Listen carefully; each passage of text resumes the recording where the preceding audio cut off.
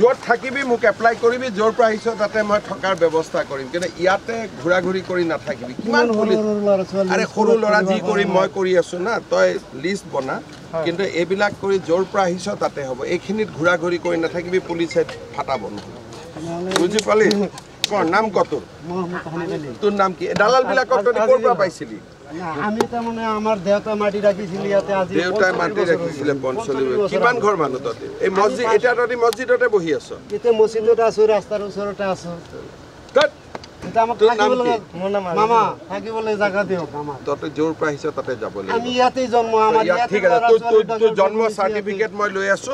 আগে পিছে যাম উঠতে এখিনি মাটিত বেছি পুলিচৰ লগত দৌৰাদৌৰি কৰি নাথাকিবি তেনেহলে আমি সাইডতে থাকিলাম নদীৰ ওচৰত ততে হ'ব য'ত যাব লাগে ডিচিয়ে বুজাই দিব ততে কিন্তু ততে ইয়াতে বেছি দৌৰাদৌৰি কৰি নাথাকিবি ততে কোন দালাল বিলাকে মাটি আনে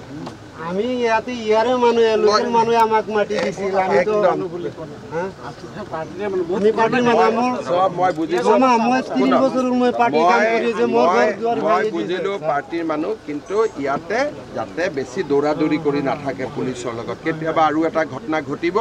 আকৌ বদনাম মামা মোৰ সোণাপুৰ পথাৰ হ'ব মই ইয়াতে মোৰ অকলাই মোৰ ঘৰ ভাঙি সোণাপুৰ পথাৰত ঘৰ যদি এটা কিয় আহিলি মৰিবৰ কাৰণে আপুনি